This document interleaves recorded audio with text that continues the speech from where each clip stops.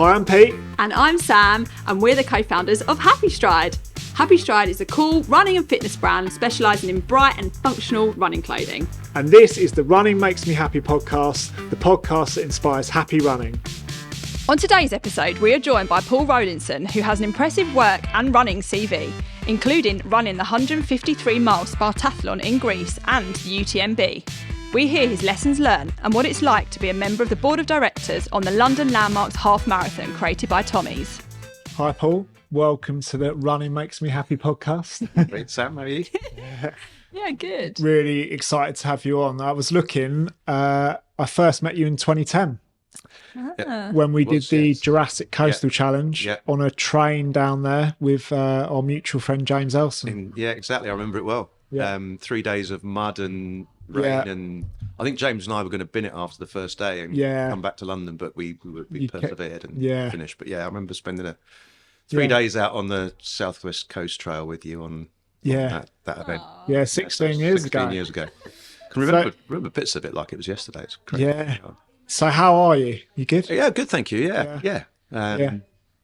Just really delighted to be here with you guys to sort of see the beating heart of happystride, which I've been a fan of ever since you kicked it off. We just gave you a tour, didn't we? We did, yeah. Looked at all the gear there. So, I mean, amazing story to we were talking about it earlier. That I bought a pair of the Parrot shorts very early in your business, and to see where you got to now and the sort of the growth you've got and the awards you're winning, it's brilliant. Thank you. Oh, cheers, Paul.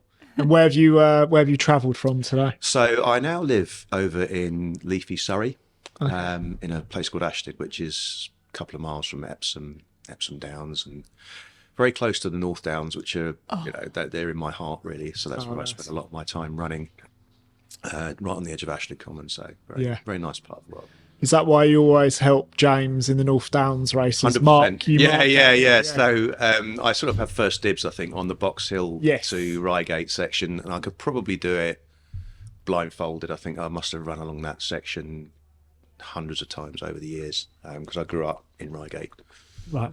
But yeah, I occasionally help out on the South Downs and the Thames Path as well. But the North Downs is that goes in my diary each year, the 50 and 100. Yeah. 4 o'clock alarm is set and I'm off tying bits of tape to trees and putting signs up. So great fun, great community. I did the 50 last year, and I had dinner with James the night before, and he mentioned you were marking. Yeah. That Box Hill bit is pretty grim, isn't it? North Downs Way is a hard race. Yeah, I mean, it really is. It's a tough course, and there's lots of.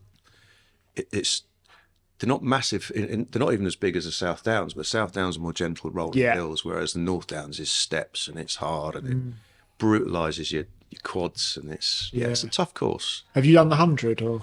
No, I haven't done. I haven't done the North Downs Way 100. I did the South Downs 100 back in 2013, but I haven't run either of the North Downs races. I don't know why really. 'Cause I suppose they are on my home patch, but tough course. Yeah, really tough. Oh, that's. Did you enjoy the North Downs 50? I did. Yeah. So I did 9 hours 1 minute. That's good on that. I was getting annoyed at the end. I was thinking, come on, just under 9, even though no one cares. No, yeah. Apart from me. Yeah. I did, and I used it as a training run for the South Downs 100. Right. So I was both last year. But I am thinking about doing the North Downs 100 this year. Yeah. Which is in August. That's right, because I haven't done it, and it's sort of like running back towards my house in a weird way. Yeah. Maybe. Interesting. This is when I find out that there's a plan. Yes. Sam, can you? Sam, you can pick me up in the middle of the night. Well, I'll be marking that section again, but if you need any help through in the second half, then let me know. Okay. Good to know. Yeah. I haven't entered yet, so we'll see. Oh yeah, well we're going to talk about some of your other impressive races as well a bit later on, Paul. So can you just start off with telling us a bit about your running career? Like, how did you get into running? So I suppose I was quite sporty as a kid, mainly football and cricket. Those were my big things. But I was quite a good swimmer, and I had to go out running. My mum was a very good runner, so she ran 400 metres. That was her distance. She was the record holder at Reigate and Redhill. Wow. 65 seconds at the age of 18. So I don't think I've ever managed to go that quick. But yes, she said, "Oh, do you want to go and join this Reigate Priory Athletics Club, which I did. And so I did about 3 or 4 years running mainly 800 metres on the track, which I was probably better at than I was at cross country, oddly enough. But I enjoyed cross country. 12, okay. 12, 13. So I did it for about 3 or 4 years. And then I just went away from it because I was like, you couldn't do everything. So I was playing football, cricket a lot. And that was a bit more sociable. When you're an older teen, you sort of want the social side of it and team sport and everything else. I did a half marathon when I was about 17, and it was with a friend of mine, and we just signed up to do it. The week before, we decided, we better do the distance to see if we can do it, which is just not in the training manuals. So we ran 13 miles from sort of Reigate over to some place over in, I don't know, near the other side of Dorking. And then went and ran it the next week. But then I didn't really do anything. I did another half marathon. It was in my late 20s, I think. Children, 30s, didn't really do anything. I stopped playing football and cricket by that stage because it takes up too much time. And then 2006, I got a call from a friend of mine called Richard Hursty, obviously. And he said, mate, I've signed you up to do the London Marathon next year. And I was like, really? And I'd sort of been thinking, because my sister had done it a few years beforehand, and I'd been along to see it, and I thought, this looks fantastic. I'm nearly 40. Yeah. If I'm going to do it, I need to do it now. And I thought, I'm going to do it. So it was he caught me at a weak moment because it was a Friday afternoon. I'd had a couple of pints in the Salisbury on St Martin's Lane, and so I said yes. And then he phoned me back the next morning, and he said, I forgot to mention something. He said, we're doing it in fancy dress. So I ran my very first marathon dressed as a cricket player. Oh, wow. So with the pads, carrying a bat. God, that can't be easy to run in that. No, full whites. It was with, one of the reasons, so Rich, I used to play cricket quite a bit against a chap called Adam Hollyoake, who went on to be captain of England and Surrey. Wow. And he was getting a group of people to run the marathon in fancy dress, and it was to raise money for the fund that it set up in memory of his brother Ben, who was a brilliant cricketer, England and Surrey. He got killed in a car crash, unfortunately, at the age of 25 out in Australia. So it was a chance of a lifetime. Whenever do you get a chance to go and run the London Marathon dressed as a cricket player with Adam, who we'd crossed swords a bit when we were younger, but got on very well. Cross swords on the cricket pitch, I should say. So it's an amazing day. I mean, it was a dreadful experience, to be honest. I wasn't very well in the week before. I'd spent a lot of the race shuffling from one Portaloo to the next. Oh. Won't go into the details, but it was an unpleasant experience. But at the end of it, I remember my sister phoned me and she said, you're going to do it again next year? I said, 100%. Yeah. This was like an hour or two after the race. I said, yeah, I want to go back and run it properly. And that's how I got in. I did the marathon in 2008. And then mate said, do you fancy going to do that race in the desert? So we signed up to do the race in the Sahara, which is the 250k over 5 days. It was Racing the Planet. It wasn't the Marathon des Sables. It was slightly less expensive and less of a waiting list. But it was a fantastic race. And that's where I met James Elson. Yeah. So he was on that race. Is that race still going? Yeah, so Racing the Planet, I think, is still doing stuff. Yeah. They used to do the 4 desert series. So they'd do Sahara, Gobi, Atacama, and then Antarctica. So I think they're still going. I did one of their races in 2011 over in Nepal as well. Wow. So yeah, I got into that. And then gradually it's just sort of, it was like, okay, I wonder if I can run 100 miles in a day. So I did the very first Thames Path 100 in 2012. Again, one of James's races, a Centurion race, which was fantastic. And then, in fact, it was on that race that I got chatting to a chap called James Adams, who's a bit of a legend, ran across America, and he said, you got to do Spartathlon. And I was like, well, I like trails. He said, yeah, no, it's the best race. So, and that was where the seed was sown. Yeah. So I blame James Adams. It's not annoying when people keep planting these seeds. Yeah, I know. So then that seed was sown in 2012, and then it went on. But I did UTMB in 2013, Spartathlon. And my last race, really, proper race, was 2017, I did the 24-hour track race at Tooting. We came to that. to see. Yes, that's right. Yes, of course you did. Yeah. So there was a whole, and the beauty of it, well, I mean, it was 2 miles from where I lived, and so my son Ben was there. You know, he was going to come and see me off for the first couple of hours. He sat there for 9 hours, calling out my splits every. You know, he's was really into it, but yeah, I had loads of people coming and going during the course of 24 hours. So it was a bit like a sort of a 24-hour chat with a bit of jogging sort of thrown in. It was around the running track, wasn't it? It was, yeah. Which people sort of think you used to live in Tooting, didn't you? Yeah, crazy. That's what we were like. We were there for something. It was a lovely. It's a lovely atmosphere. It's quite. You know, there's only 44 people on the track. I knew at least a dozen of those people, I think, before the race started. Yeah. And like I say, because you guys were down there, my wife and son and daughter came at the last hour or so, and it was a fantastic sort of way to sign off, really. So it took me through 10 years of doing this stuff. God, what an impressive list of races. I know we're going to talk about some of them a little bit later in more detail, but amazing. Kind of snowballed, it seems like, from the to then ultras and even further. I never had a plan. Yeah. And I think this is one of the analogies with, you know, I never set out when I was working with the things I ended up doing in mind. You just sort of find discoveries as you go along. And I think I sort of went from one race to the other and thought, actually, do you know what? And then there was a bit of planning, you know. I mean, I got to the point where I was thinking, right, I'll do one big race every couple of years and put some other races in that were part of the training. Yes. But yeah, the sort of going to the desert, UTMB, Spartathlon, they're all kind of, you're absolutely right, snowballing is the right way to put it. It just kind of happened by evolution and so on. So, love it. So obviously met you on that train journey through running, but also know you through advertising. Yeah. So you've held some real senior positions within WPP, Group M. Yeah. For those who don't know, WPP and Group M are one of the biggest. Are they the biggest advertising agency in the world now? I think they were for a while. Yeah. I think the latest numbers, Omnicom. They were when probably you bigger. were Yeah. How did running help your career? Did it help you progress, and how did it? Yeah, it's a really good. I think I don't think I realised it at the time. When I started my career, I was already doing quite well. It was 2006 when I started running and training for my first marathon in cricket pads. I was always got on the path with my work, but then the following 10 years when I was running a lot, it was a big part of my life, and I felt that there was, you know, work was a huge chunk of it. I've got my family and friends, and then I needed something for myself, and running was that thing. And actually, oddly enough, because people said to me, you know, when do you find the time to train? I said, well, I live in Wimbledon. I lived in Wimbledon at the time, and I did a lot of my commuting on foot.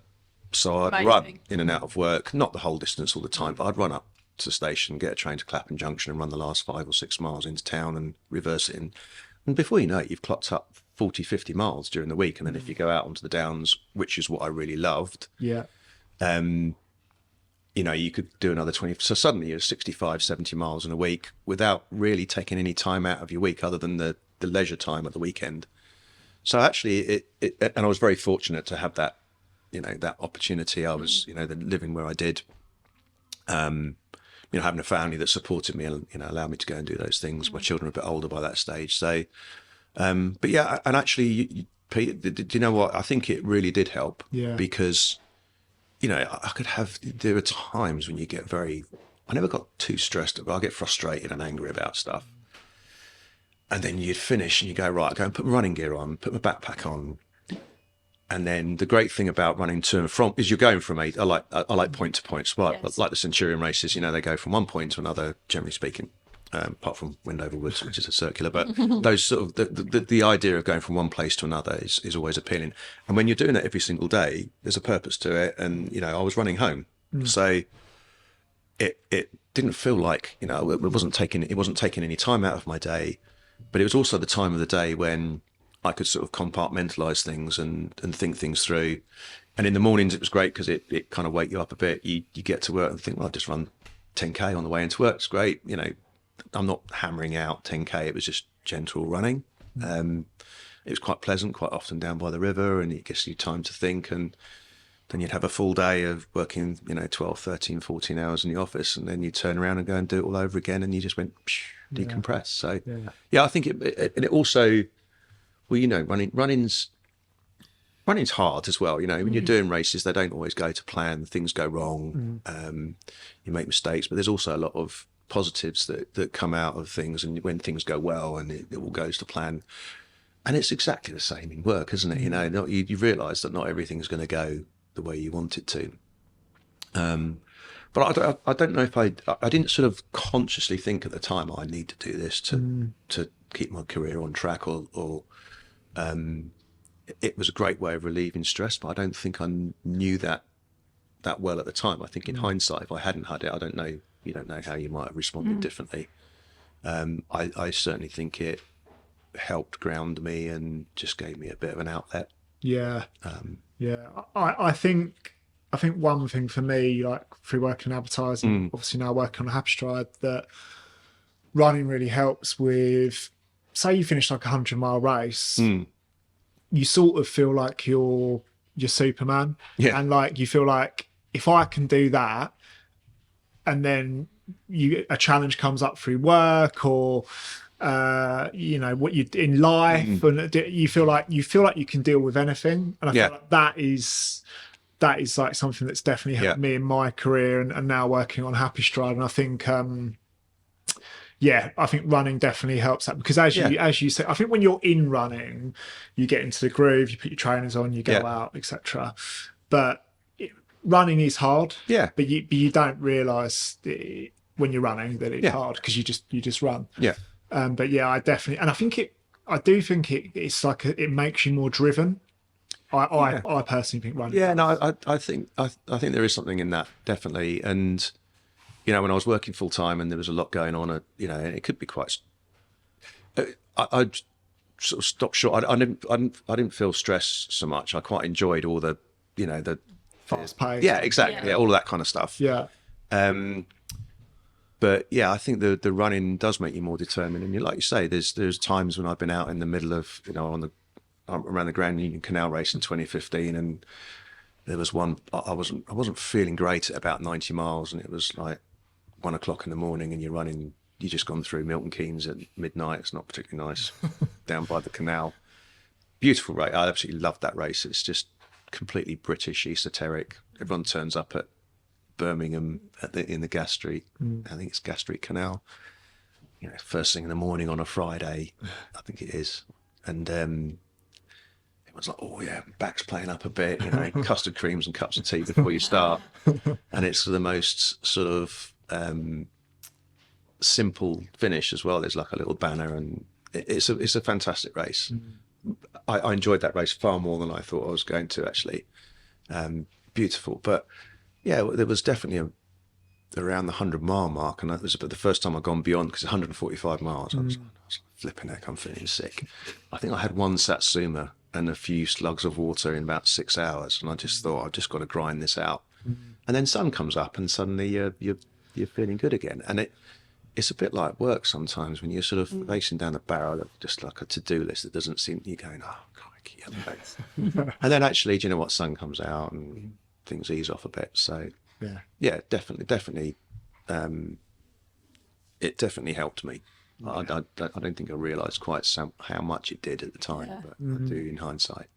I love what you were saying about commuting, like making your commute a run, because it felt like you were also kind of ticking that box of getting to work and back again, and after a bit of a busy day you can then put your running kit on.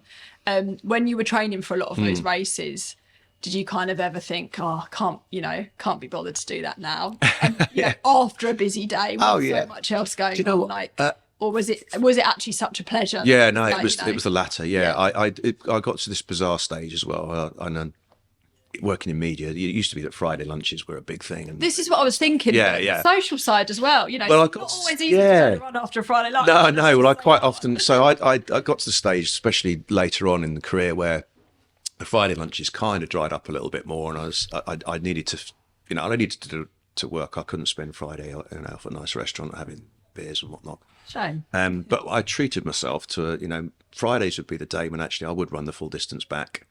And quite often I go along the river. Yeah, it was. It really was. I'd look forward to it. I think, right, okay, I can... Running into the weekend as well. Yeah, absolutely, nice, yeah. And I'd maybe do 13, 15 miles, and I'd know that would take me down by the river. Sometimes I'd divert into Richmond Park and then back over Wimbledon Common.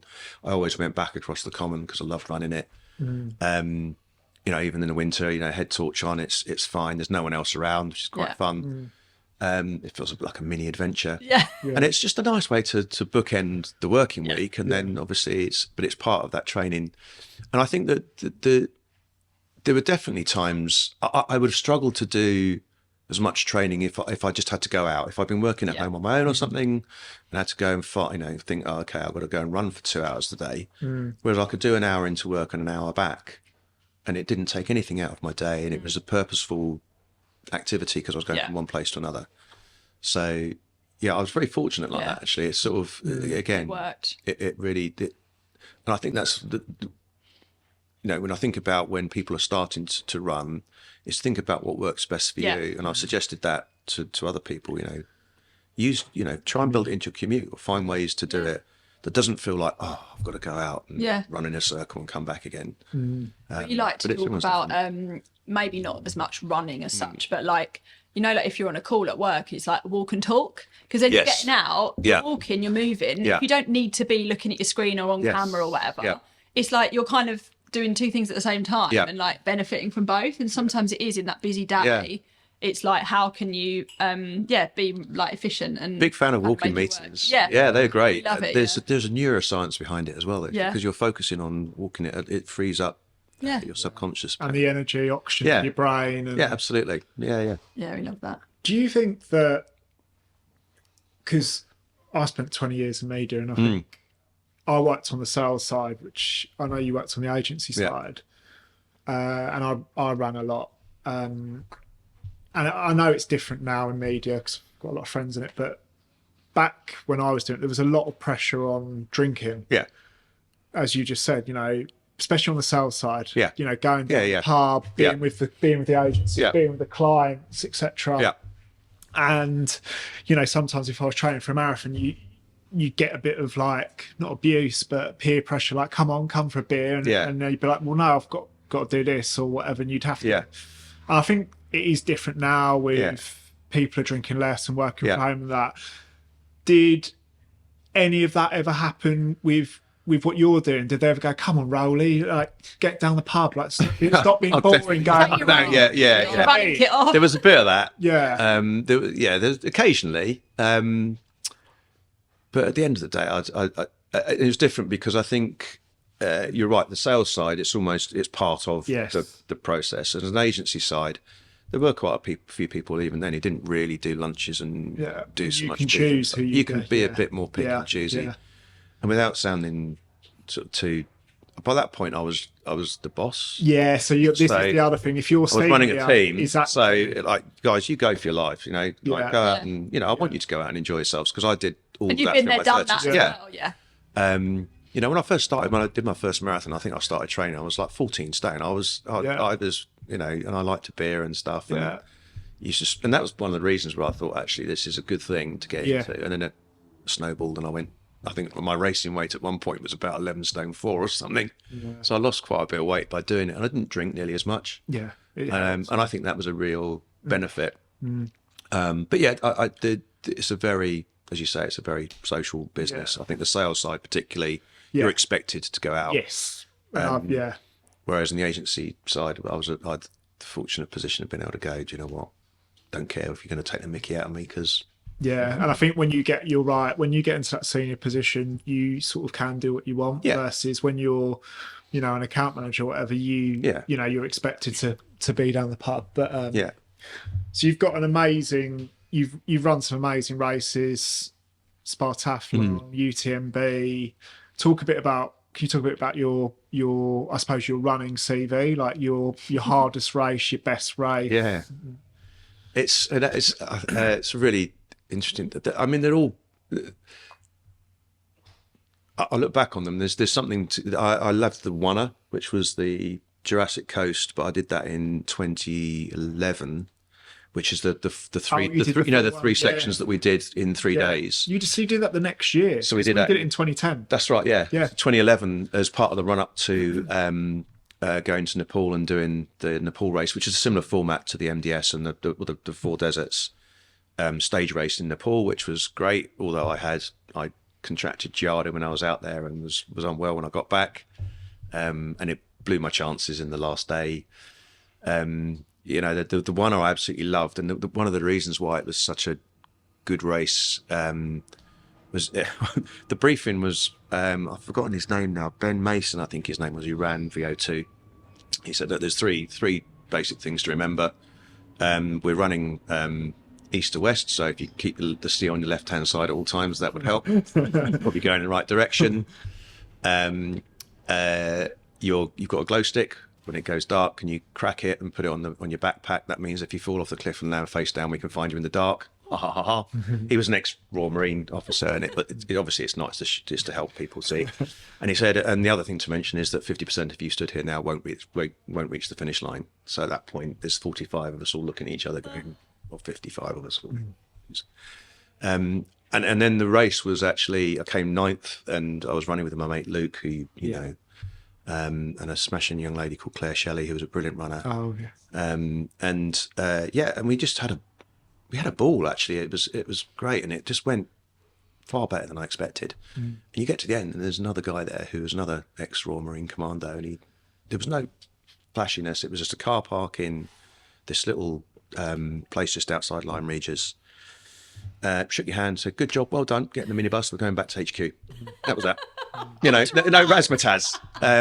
Which is what, again, Grand Union Canal is very similar. There's no razzmatazz at the finish. You meet old Dick, who organises the race, has done for years. Wonderful atmosphere.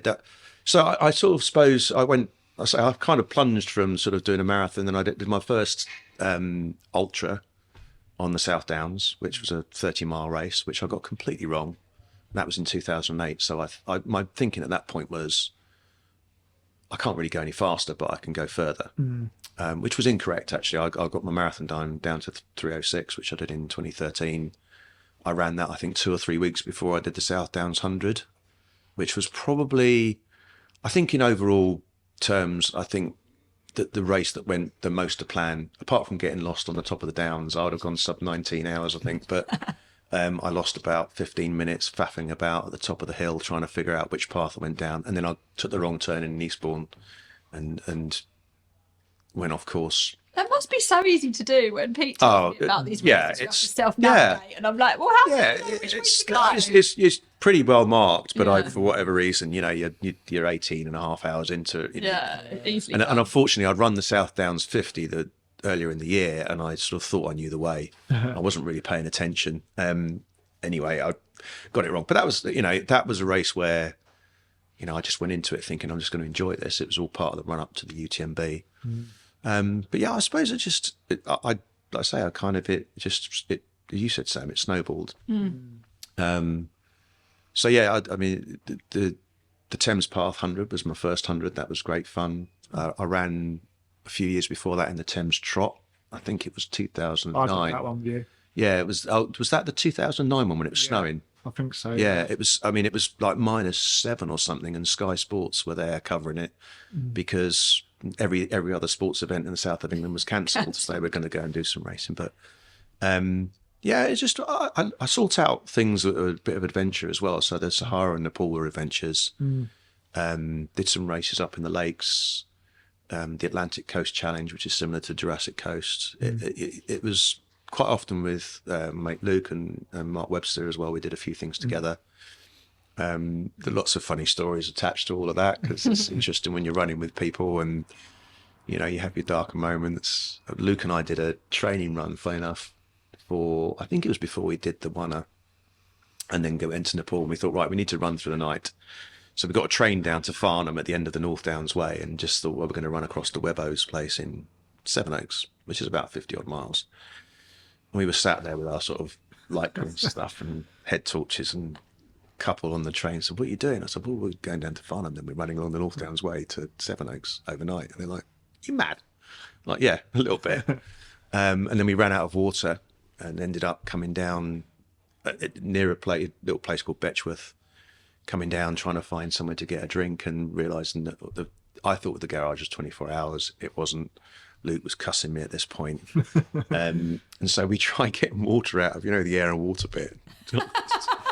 Don't ever do that. It tastes of petrol. It's the runoff from the forecourt. So we decided not doing that. But yeah, there's all those sort of funny little moments, and you just, I sort things out what I thought would be a challenge and it would be interesting.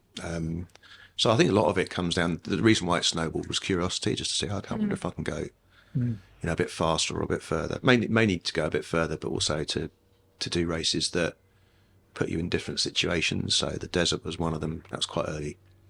But then obviously UTMB is a phenomenal, it's the mother of all trail races. It's extraordinary. The hairs on the back of my neck still go up when I sort of think about standing there in the square.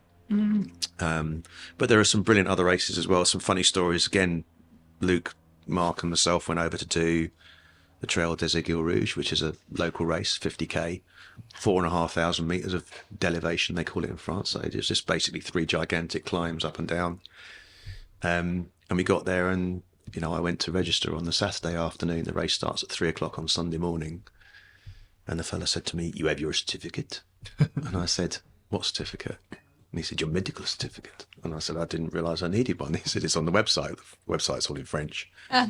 This is 2011. And so we went around knocking on doors in Chamonix trying to find a doctor. And it was only because I've got a friend, Tim, who lives out in Chamonix, that we managed to see a doctor at 6:00 on Saturday evening, get a medical certificate, go back, register in time to race. Tim from 1080 event. That's right, Tim Welch. Yeah, a few of his jobs, no, it's all the crazy setback, challenges to actually get to the race. Yeah, that was medical certificate. I was in charge of getting everything sorted for Webber and Luke and myself, and I just overlooked the fact that we needed a medical certificate. I know that now, having raced in the UTMB and several races on Europe, they asked for it. They're pretty meaningless, but so it was fun, to be honest with you, and you got to meet some interesting people. We obviously met on the train, but we spent a bit of time out on the course. That's how I got to know James Adams and Nelson. Obviously met in the Sahara, and then you get to meet loads of other people as you go along. It's I think that's the beauty of the ultra stuff. Is that I've run some of the. Don't get me wrong, the London Marathon, fantastic. Obviously, we'll talk about London Landmarks half marathon because I'm contractually obliged to. The world's best half marathon, incidentally. They're fantastic, but there's something in the ultra thing which is, I say some of these races, like the one, there was 55 of us running, I think. You do get a chance to chat to a few folks, and because you're moving that much more slowly, and you're in it together as well. You look out for each other, because quite often you can be quite isolated situations. You've got a shared interest and shared experience, haven't you? And I think that's always a way to bond. And I don't get me wrong, people still want to race. I forget actually the one we got to a checkpoint on Chesil Beach, and there was a couple of lads just in front of us who got into the checkpoint. We'd seen them, and because at that stage of the race you can see someone almost a mile in front of you, and they were still there when we got to the checkpoint. And I said to Luke and Claire, I said, "Come on, we're going to get out of this place quick." I said, "But also when we get there, we're going to be overtly cheerful," because I said I want to turn the screw on these guys to make sure we get past them. And you could see they were struggling a bit, and we came in. I was like, "Oh, cheese and pickle sandwiches, brilliant!" Grab it. And then I said, "Let's go." And we got out, and I said, "There's going to be no looking back." I said, "Don't look over our shoulders." But then as we came off the beach, we were able to glance, and they were still in the checkpoint, and we said, "Yeah, done them. They're toast." So that was kind of nice. Did you run that whole race with Claire and Luke? No, so Claire, so Luke and I did it together, and we were doing it as preparation really for the Nepal race. Although as I say, one of us, I loved it. It was a great race. We're very fortunate with lovely weather and stuff like that, and the conditions underfoot were very different to when we did the 3-day challenge. It was quite dry, and it was lovely. But we got to just the other side of Weymouth, and it was just getting light, and Claire was there, and she's a very good runner, but she was struggling because she doesn't navigate particularly well. And she said, I'm really struggling and I think I'm going to drop. And I said, well, just stick with me and Luke for a bit. I said, we're not brilliant at, well, Luke's quite good at reading maps, I'm not. We'll find a way. And I said, you can just stick with us if you want. And so she trotted along. But I don't know if you know, but she runs like Bambi. I mean, she just glides along, and Luke and I were lumbering. It felt like we were lumbering along trying to keep up with her. But every now and again she'd stop and wait for us, because then, she wanted the sort of reassurance. She just wanted the navigation. She wanted to know that she was going the right way. So, yeah, I think it's different now as well, because back then it was a lot of map reading, whereas I did South Downs 100 last year, GPX file. Yeah. It's all like map, and you're watching it beeps. It goes, you've gone the wrong way. Yeah. Yeah. That, as you said, you took a wrong turn at South Downs. Yeah. Makes a big difference. Yeah. Yeah, it does. Yeah, it'd have been nice to have had that back then. But at the same time, there was something quite fun about being out on some of these. Luke and I did it was actually a long distance walkers event up in the lakes called the Three Rings of Shap. As the name suggests, you do 3 loops, one out into the lakes proper, and then one into sort of all the Yorkshire Dales and so on. And then the third one. And that was brutal. It really was. It was 100k. And we carried quite heavy packs because, again, we were using it as preparation for Sahara. So we were carrying like 25-pound packs. And it's completely and you're there in the middle of the night, and it says climb over stile, cross field to stile at other side. And you're going, right, your head torch gets about halfway across the field, and the stiles up there are just little slabs of stone in the walls. So you can't really see that it's a stile until you're virtually on top of it. So we spent ages wandering up and down these walls trying to find we went round in circles, getting stuck in these little dry stone wall fills. But it was kind of, it's all part of the adventure. Yeah. There were definitely at times, at those moments, you were cursing yourself and questioning your life choices, but it was kind of fun. And I do get the technology kind of makes it easier, but there was something quite the old romantic of me, and sort of makes it a bit of an adventure going out with a failing head torch and a map, trying to figure out where you're going. You remember, like, Country's Capital would be like, you need your map, your compass, and all that stuff. Yeah. Now, like, GPX file here. Well, that was the other, because that was the other race that we I did that. I've done that a few times. We did that in I think you ran it in 2013. I think we both ran it in 2013. I only ran it the once, but really good race. Yeah, did 10. That's impressive. It's a good race. It is, but there's also some of the bits on the canal. Oh no, that's it. When you've got like a dead swan lying there, and someone's smoking weed as you're running past. But it's a good January training run. Yeah, no, it sets the year up nicely. Yeah, I think that was looking back on it. It was. I think I ran 6:36. It was one of those ones where I surprised myself, but. I've got a great picture. Me and Elson decided that, the start is it Wendover, isn't it? Yes. I think, and you sprint down. Yeah, you sprint down the hill to the stile. I think I was 4th at the stile. Yeah, that was the race to the guys. But I loved the first half of it, and like you say, there were bits of the second half that are kind of fun on the canal, but there are bits where it's a bit grimmer. And that's funny. I remember talking to someone about this with the Grand Union, and it's beautiful. There are lots of parts of it which are beautiful, but that last section in to London is a bit grim. But what we really noticed was when you start out, and I'm going to do some bad accents now, so to anyone in Birmingham, apologies, but I went to university there, so I liked it. You'd start in the first hour or two. It was like you start at 6 in the morning, and the only other people you see out on the towpath at that time of day are people walking their dogs. And there was one lad, he goes, "Oh, mate, how you going?" Said, "What are you doing?" I said, "I'm running to London." He goes, "Bloody mental." And he says, "Good luck, though, good luck, off you go." And whereas you get down like day 2 and you sort of, I think, it took me 32.5 hours to do the Grand Union, but that you finished on that last sort of 10 miles into London. And no one says hello to you. I mean, maybe because you look like a zombie because you're plodding along having run for 30 odd hours, but no one says hello to you. It's a completely different. So there's this sort of transition, and in the middle that you've got this sort of beautiful. I mean, I loved the feeling of being on the canal, and people on the boats going past would say hi and good luck and all that kind of stuff. And it was a self-supported race, so I didn't have any crew or anything like that, so I just had drop bags to pick up along the way, and they moved the bags down the course, and that was kind of fun. But yeah, that last 10 miles is a bit hit and miss. Yeah. What sort of lessons have you learned from like all of these races that you've done? Because you've done a fair few. I think, well, I suppose the sort of single thing that you come out of it, we were talking about it, is you can have a plan, but very rarely do things go exactly as you imagine they will do. Sometimes they go better, sometimes they go worse, and that's really, I think it's analogous to life, isn't it? How often in life did things turn out exactly as you imagine they would do? Virtually none. So I think running sort of teaches you or constantly reminds you of things that and you have to adapt. So there's quite often in races you sort of go out there and you think, I'm going to do this, that, and the other. And actually, to be fair, the ones that I've done better in is when I've gone out and just relaxed into it and thought, you know what, I'm going to just go with the flow a bit. I'll run by feel. The South Downs 100 was the best example. I thought I was aiming to get to the halfway point in about 9 hours. That was roughly what I had in mind. I got there in about 9 hours 30 or something. I was 45th, and I said to the lad, I said, how far down the... And he said, you're not that far down the course at all, you're 45th. He said, but you're in a lot better shape than a lot of the others have come through. I was like, oh, okay. And then I just drifted along, and I ended up finishing 22nd, I think.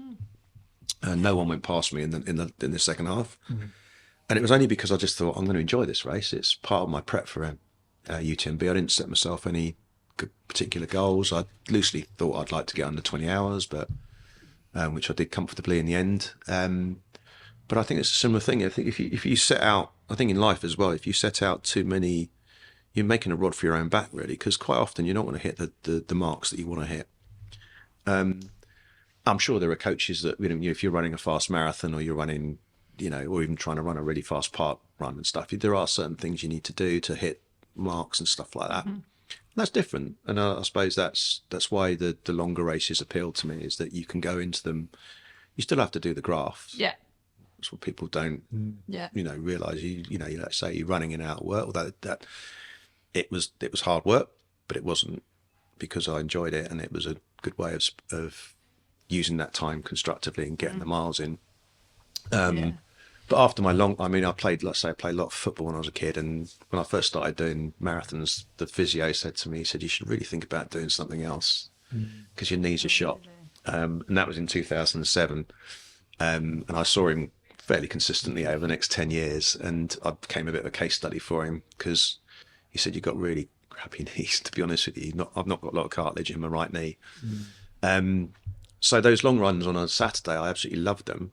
But I'd come back and I'd spend the rest of the day with my feet up against the wall, ice packs around my knees, trying to stop them puffing up.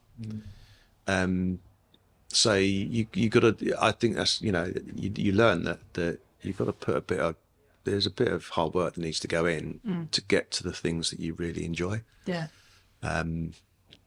So yeah, there's honestly, Sam, there's loads of lessons, I think, that, and yeah, I think that the biggest one for me personally is just try and enjoy it and go with the flow. And there's so many external factors as well that you can't plan for. I mean, like Pete's done races where you've like trained for months and you're feeling so good, and then something happens on the day, sometimes you're just not feeling it. Exactly. It just doesn't go your way. So many things. So I think that's a really good lesson. There's other days when you turn up and you're thinking, I'm not sure if I'm, and then you suddenly best race ever. Yeah, exactly. Yeah. It's incredible. We were saying actually that I think the last race that you and I ran together was the Milton Keynes Marathon, and I had this sort of thing in my mind that I wanted to get under 3 hours at the age of 50 and all that kind of stuff. And I was hitting some, I was doing my park runs in 18.5 minutes, so I was sort of on track-ish, just creep under. And then I completely blew it in the first 10 miles. I went off far too quickly and just fell to pieces. And it was the most disappointing race. It's the only time I gave my medal to my nephew. He's now got a marathon finisher's medal at the age of 8 or whatever it was at the time. It was disappointing. But you shake it all off and go, do you know what? It was the same year that I did the 24-hour race at Tooting. Again, I had something in mind, what I'd like to get to. That was really I thought if I hit 200k in 24 hours, then I'd go for Spartathlon again. I'd got to 179, I think it was. I had a bit of a bad spell during the night, and it was at 3 or 4 o'clock in the morning when I'm walking around the track, not feeling well. I thought, probably time to bring the curtain down on this tonight. I think you. Round a running track. I think I've done enough of this, and it was just. But it was a nice. Actually, it was the perfect way to finish, having my family there, and at the end of that 24-hour race. It's this wonderful community, and there were people. The lap counters. It's quite a thing with the Tooting. Well, I don't think it's at Tooting anymore. I think it's moved to Battersea, but. The Transcendence races, you have a lap counter. It's not done with automatically. You've got someone that you wave to each time you come round. It's fantastic. So that's amazing. Over 24 hours, you get 4 or 5 different people looking after you, and it just so happened that a couple of lap counters were the guys that I'd done Spartathlon with a couple of years before. It was just, that was wonderful. And then at the end of it, they blow the hooter, you stop, and someone comes out with a little jar of sand with a number on it, and then they measure that. You use that to measure. So it's my daughter who put the little jar of sand down in front of me, and it's the only time that I've actually cried at the end of a race. I just right, that's it, done. I love it. Yeah, it's a nice way to finish. And incidentally, it was on Tooting running track, that my mum ran her first ever race. She was a young girl, so very special. Yeah, so it felt like it closed the circle, if you like to say. Oh, lovely. What would your advice, say someone to take on Spartathlon, what would be your advice for going for that? I would just talk to people who've done it, and talk to people who've struggled with it as well. I think there's often the way to. Quite often, people, I finished in 2015, but I'd failed the year before, and I made some mistakes. I was probably fitter and better placed to finish it in 2014, but I made some mistakes and got it wrong. And there were times in 2015 when I was hanging on by the skin of my teeth, really. Just to explain to everyone, because who don't know, there's cut-off, isn't there? Yeah, so it's 153 miles to run from Athens to Sparta. It's a 36-hour cut-off overall, but there's a cut-off and there's about 70 checkpoints. And there's a cut-off at each one of them. So you can't have a bad hour or two and then make it back. You've got to be on it all the way through, and they front load it as well. So you've got to do the first marathon, I think, in like 4.5 hours, and then it's nine hours or so, I think, to get to 50 miles and so on. And I was for the first 50 odd miles that year that I finished, I was 10-15 minutes in front of the cutoff at times. So I was sort of sailing quite close to the wind, but actually built up a bit of time after the mountain at 100 miles and got through. But I think coming back to that, when I went to do Spartathlon, which was that seed was sown by James Adams, but I spoke a lot to James Elson about it, and he gave me some great advice. So I think that whatever race you're doing, if you can talk to someone who's been there and raced it, whether they've smashed it out of the park, or better still, actually, if they've had a few issues. And it's the thing, I think there's quite a lot now going on. And so whether that's doing a park run or a Spark doesn't really matter. You speak to someone who's done it, and it's like coaching. I think at the moment there's a lot of these apps that are coming out, which are they've got a place and they're valuable, but there is nothing better than having a conversation with someone who's run and can help you on a human level and give you those insights, which you're not going to get that from an app. So yeah, I think that's number one, is just go and find someone who's done the race and have a chat with them, because you can read all you want on blogs and what have you, but actually just have a chat. I think that's really good advice. Yeah. I think aside from speaking to someone else, if it's kind of a massive race like that, what would your tips be for kind of someone not quite at that stage yet, wanting to get into running? What would your tips be for them? Well, it varies for everyone, but I think first thing is get yourself some decent running shoes. It's a bit, but help yourself a little bit. Maybe if you can go to a place that fits them and stuff. Yeah. So when I first started going, I went to Run and Become, which was the store up in near Victoria, I think, and they fit you out and stuff like that. So it's always nice, it's like you get a new set of wheels. Yeah. You put them on, it gives you a bit of a boost, but it makes you feel like, okay, fine. Yeah. And then quite often it's to give yourself a sort of a long, a lot of people have said to me, I'm thinking about doing a marathon. I said, well, in which case, sign up for one. And then you've got something, it's there, and then you've got to train for it. Find yourself a plan. You know, if you want to go and speak to someone or even, follow up, a plan or get a coach or something along those lines. If you want to, you can join a running group. I think that's really important. And I think that's really healthy. And it encourages people, especially for women, I think, particularly when running, quite often can feel quite lonely and quite vulnerable. So I think running groups are fantastic for that. And there are growing numbers of those. And the reality of it is it can be for everyone. You look at it and actually it doesn't matter how fast you're going or how far you're going. As long as you're doing it and getting some satisfaction out of achieving your goals, whatever those goals are, then it can be for everyone. And it's a really healthy thing. And I mean, I don't run loads anymore, but I'll go out for a run around Epsom Common and Ashton Common and into the woods and stuff. And it's just it's a pleasurable experience most of the time. It's quite hard work now because I don't run enough. But and I think the other thing is that when you're starting out, you've got to be realistic about how quickly you can make progress and how much you can achieve, and don't be too hard on yourself, because there are going to be days when you go out and you think, oh, crikey, I'm running slower and not as far as I did last week, and yet I'm feeling really crappy and I'm tired. You just don't know. Your body doesn't always respond the way you want it to. So it's not a linear. You don't sort of go.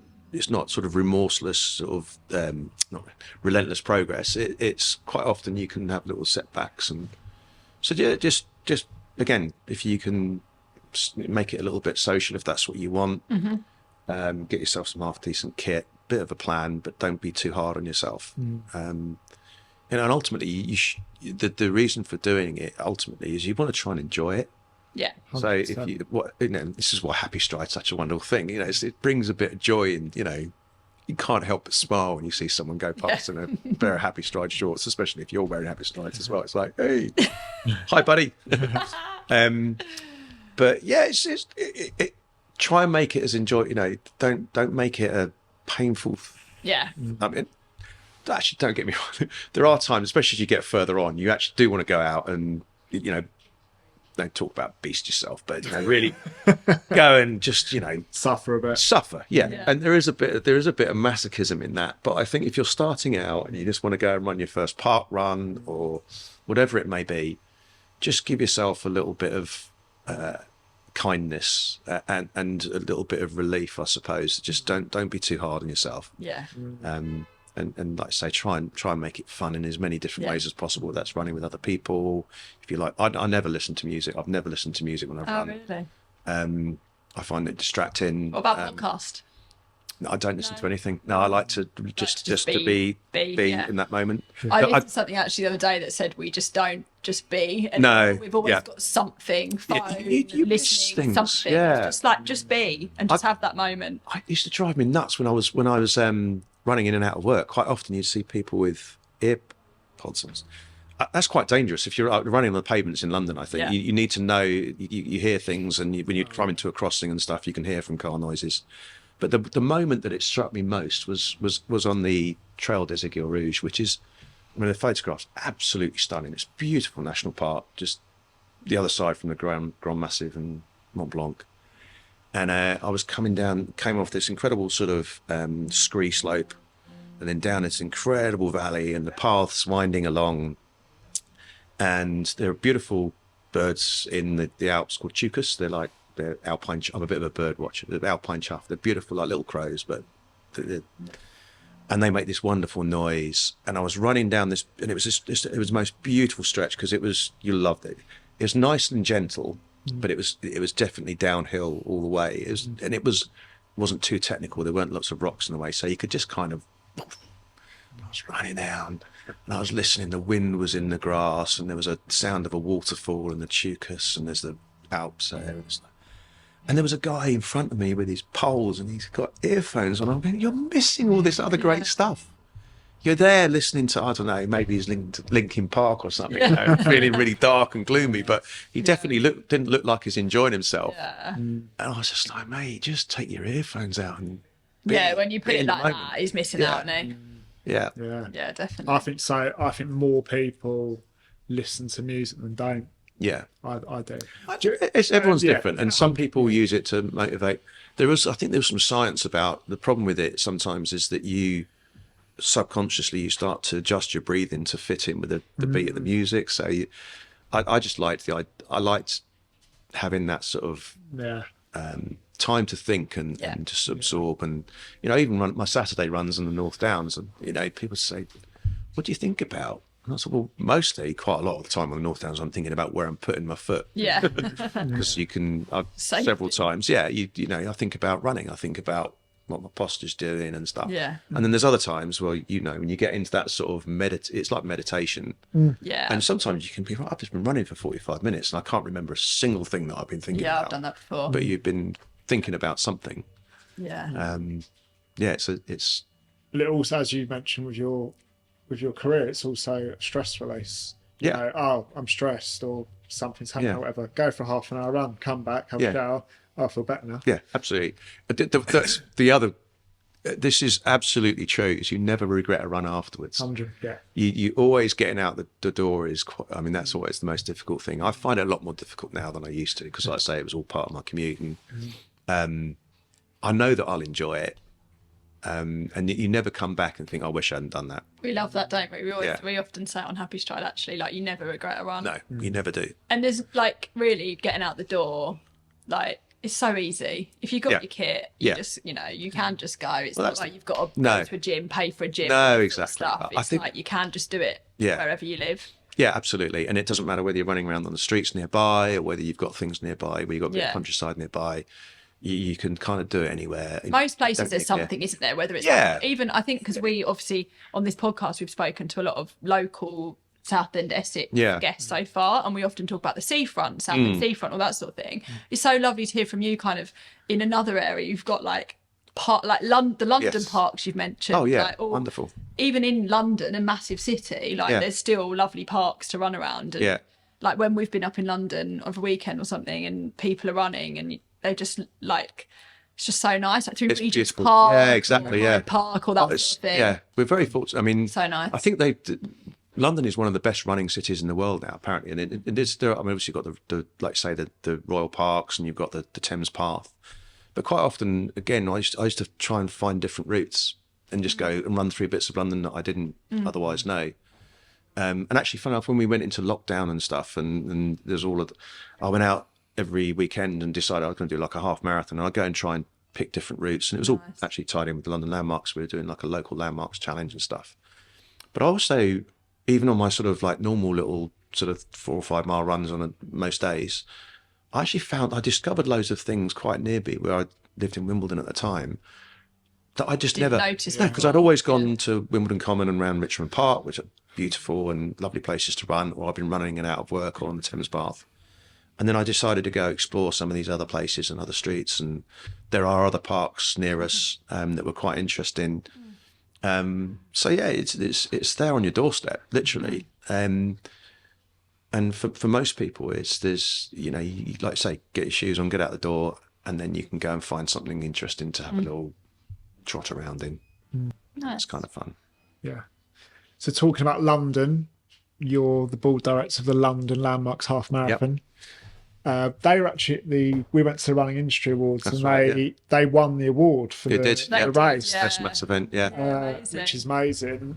So could you talk a bit about that race and like what's involved with your role being on the board? Yeah. So London Landmarks is owned by Tommy's charity.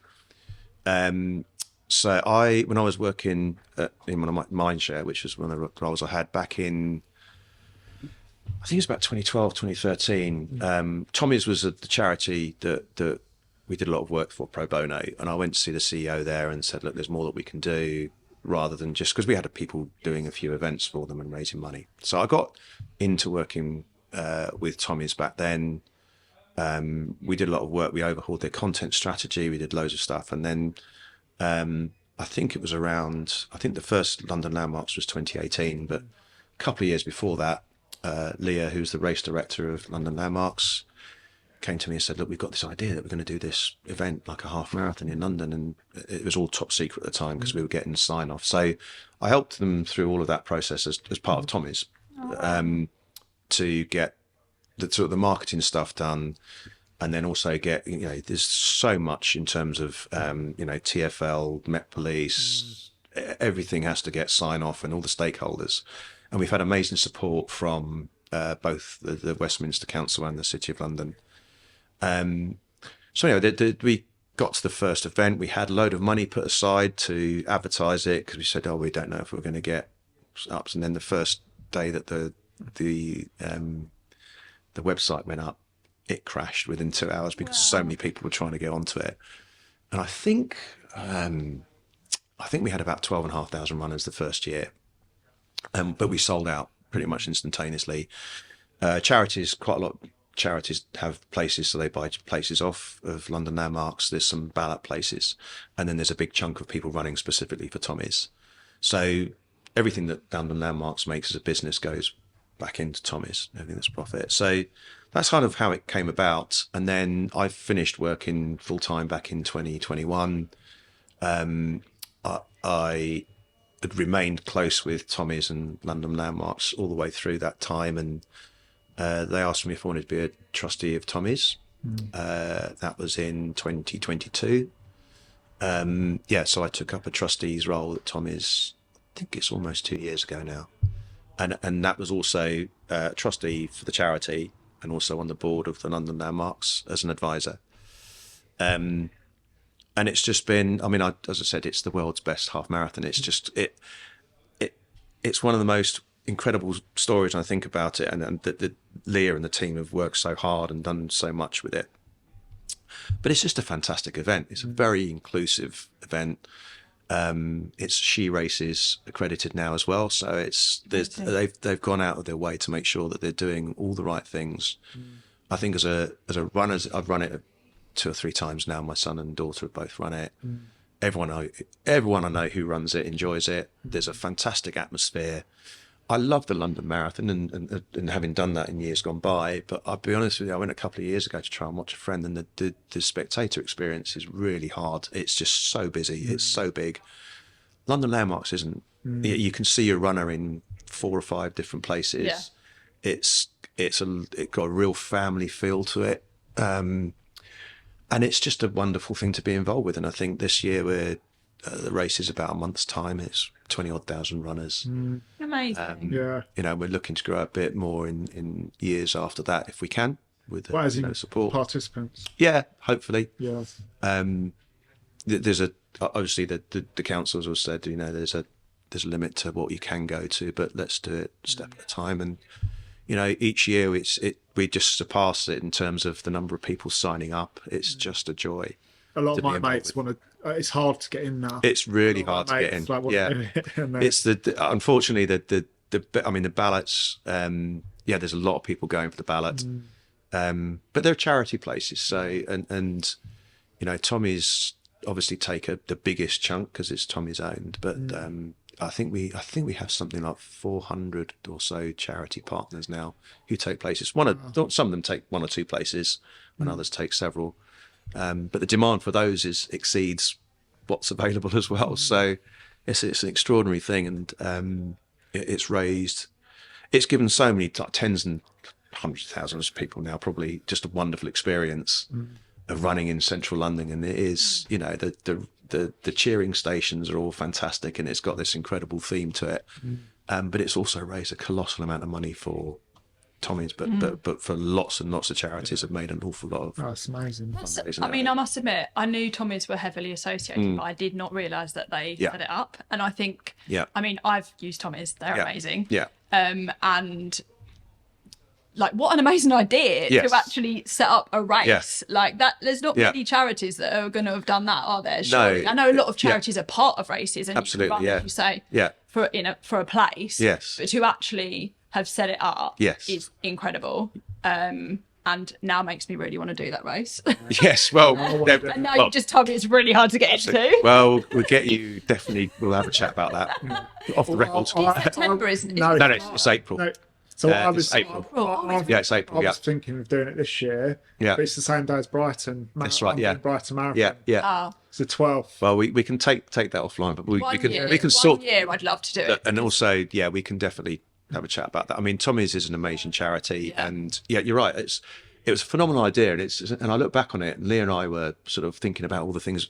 We didn't have to spend a penny to promote it. It promoted itself. And I remember that first morning, she phoned me at like 11:30 and said, "We've got a problem. The website's gone down because there's too many people." That ain't a problem. And then we got the website back up, and it was sorted. But and it's incredible. It's a fantastic. I absolutely love it. I mean, it is the world's best half marathon as far as I'm concerned. It's in the world's greatest city, and it's just a fantastic.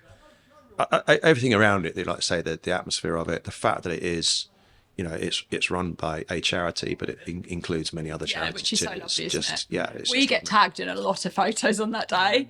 We get. Do you know what? I tagged see so a lot. many happy striders, It becomes a thing. Yeah. When we go to see the London, my son Ben will be running it again this year.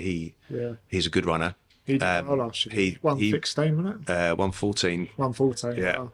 Although I think it was 500 meters shorter than it should have been because there was an incident, I think, in one part of the course, so they had to chop a bit off. But yeah, it's 1:14 as far as it's concerned. Yeah. But I think he came 21st. Wow. But yeah, he was all happy strided up as Ben always is. So I remember the geometric picture, shorts and his vests and stuff. But yeah, it's a bit of a thing on Landmarks Day is to spot people running in their happy stride. Oh, it's great.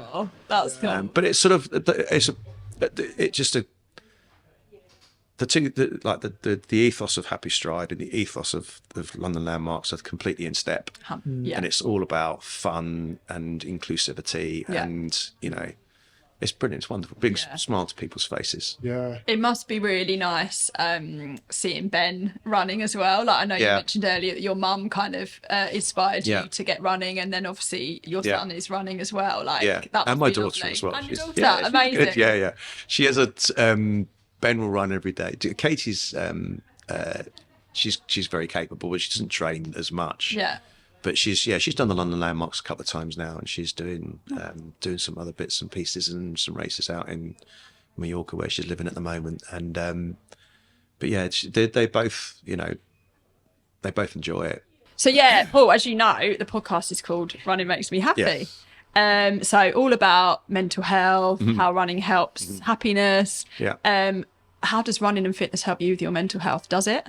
Yeah, I think so. I mean, I think that when I was running a lot, I don't think I realised it at the time how important it was. Maybe I wouldn't have been stressed or I'd have been feeling fine and happy anyway. Yeah. But I don't think it did any harm. And I think looking back, it was such a big part of my life for quite a long time. I'd be very surprised if it didn't have that positive impact. And, I do feel, even now when I run less frequently, I do, like we said earlier, you never come back for a run and think, oh, I wish I hadn't done that. You can sometimes feel like, these days, it's definitely feel like I've got to drag myself out. And I'm not training for anything. I'm just going for a run to go for a run. Mm-hmm. But I know that sensation when I come back will leave me feeling better for the rest of the day. And I think it's proven by science, isn't it? Yeah, I think happy hormones. Yeah, absolutely. It's just movement, just getting out there, and like I say, it doesn't matter how fast or how far you go. It doesn't matter if you just go out and trot around for a mile and come back home again. That's fine. If that's enough to make you feel happier, then great. So it definitely does have an impact. And I as I say, I think when I was in the midst of it, I didn't realise just quite how important it was to me. But in hindsight, I think it was vitally important. It maybe wasn't actually spoken about as much then anyway, like mental health and how fitness and exercise and movement help mental health is such a current topic, and wellness is such a current topic. And like I remember when we were coming up with the name for Happy Stride, I feel like it was just before COVID, but it was kind of around that time where it was becoming a thing.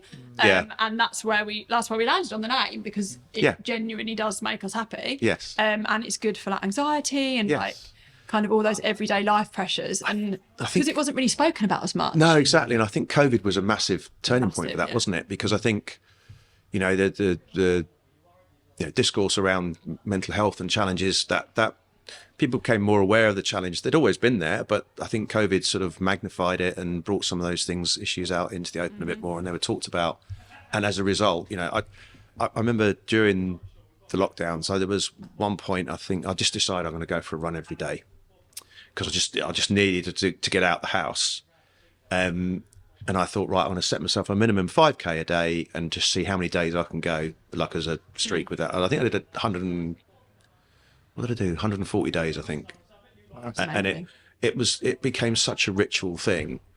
And I would be like itching, even if my legs were sore and stuff. I'll be like, I'll be sat there, obviously working during the day. You're on Teams calls, all that nonsense that we all went through, sitting at home. And I was like, at least I know at 5 o'clock or whatever, at 5:30, I can shut down, go for a run for a few miles, come back. And it, like you say, even if I came back to do a couple of more hours work, at least you had that time out, and you. So I think that period of time really brought it into focus for a lot of people. Yeah. And I think it's just such a strong connection between that sort of sense of getting regular exercise, getting out and about, and like I say, don't have to be fast or far, but just enjoying it. Yeah. That's the key thing. As you say, like kind of in between work as well, like we like to talk about a run at lunch, run at lunch. We like to say a lunch, and like sometimes that's all you can do, like with commitments in the morning, dropping kids off, whatever.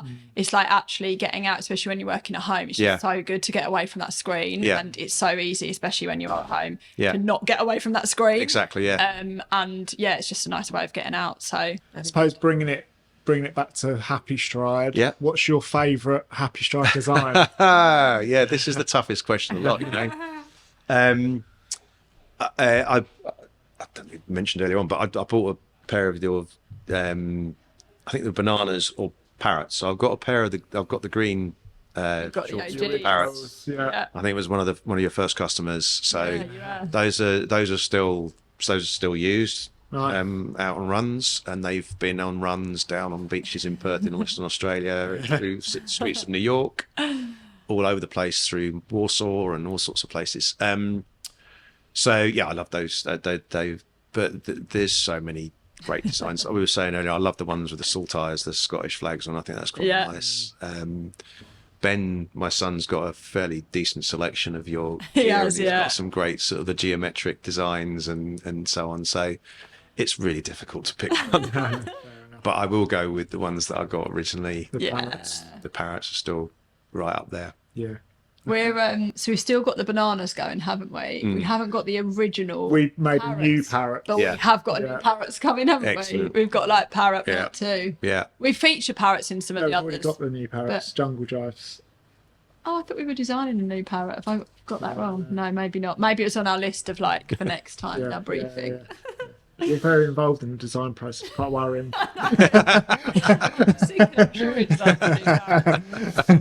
But yeah, talking of designs, you got like, we always ask our guests, have you got any ideas for any new designs? Ooh. Got any thoughts of something we could create?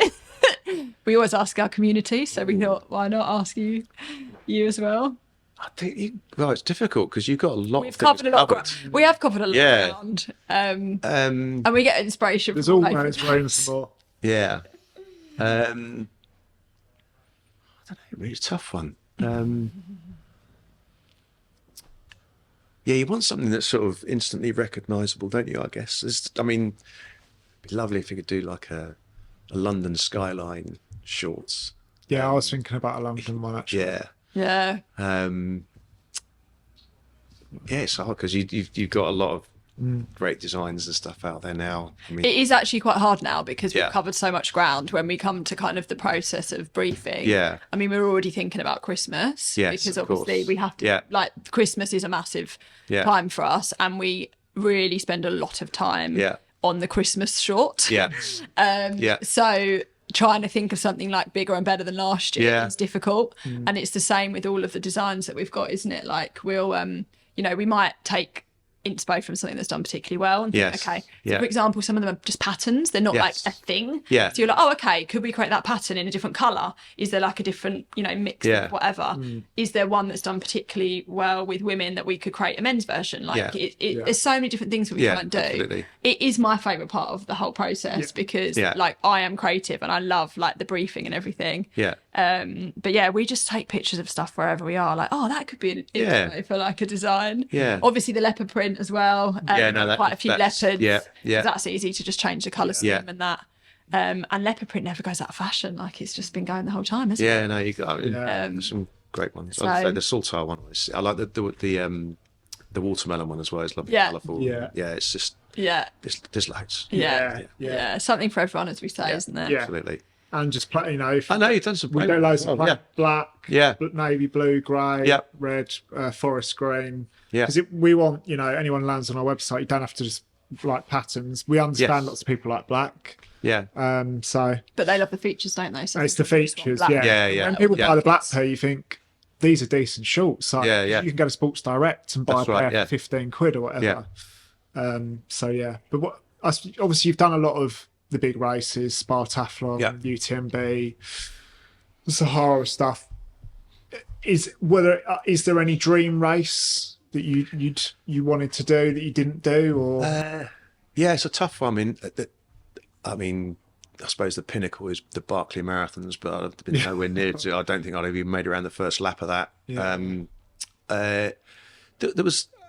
It's a tough one. There was a few races. I don't know if they exist anymore, but there was a race down in Antarctica for a while, a 100k race. Right. The Antarctic Ice Marathon, I think it was called, but there was a 100k version of that. I'd always wanted to go. I remember reading books and stuff about Shackleton, and Antarctica is a sort of place that, and actually on the continent of Antarctica, not on one of the islands, but right in there on the mainland. That would have been pretty cool. There was a really, I don't think it lasted for that long. There was a race called the Trans 333, which was run by a guy who was ex-French Foreign Legion, and it was in Namibia. And basically he took you out in the middle of the desert, dropped you off, gave you a GPS and let you get on with it. And it was called 333 because it was 333 kilometres and you had to navigate yourself out the desert. I think they had a few issues there because I don't know that health and safety is that big in Namibia, but there was enough of an issue, I think, with a few people going missing for a few days in the desert that they canned it, or there obviously weren't enough people stupid enough to do something like that. But yeah, difficult. I mean, there are so many. We've mentioned James and his outfit, Centurion Running. That's a great way to get into trail running if you're making that first step out of, running, half marathons or marathons on roads and stuff. If you want to go and try something a little bit longer and a bit different, and there are some fantastic races out in the UK actually. If I was going to pick one within the UK that I haven't done, maybe the Arc of Attrition would be that. Yeah.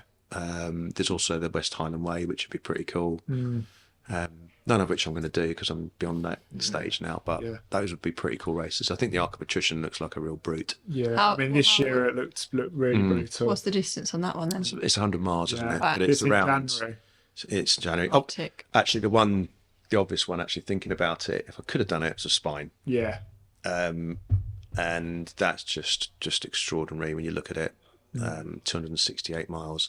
I did speak to the guys who run the event, and this would have been about 2015-16, and I said, look, I'm thinking, it's on my radar now. I've just finished Spartathlon, I've done UTMB, and they said, from a running perspective, you're fine, but you need to do some work on your sort of navigation and winter survival skills.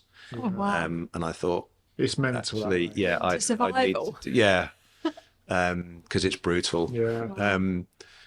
And I never got to it, so I decided what I wanted to do was try Spartathlon again, and I did and failed, but and then I drew a line under it at Tooting, so I never made it onto the Spine. But actually thinking about it, if there was one race I could have done and finished, it would have been the Spine.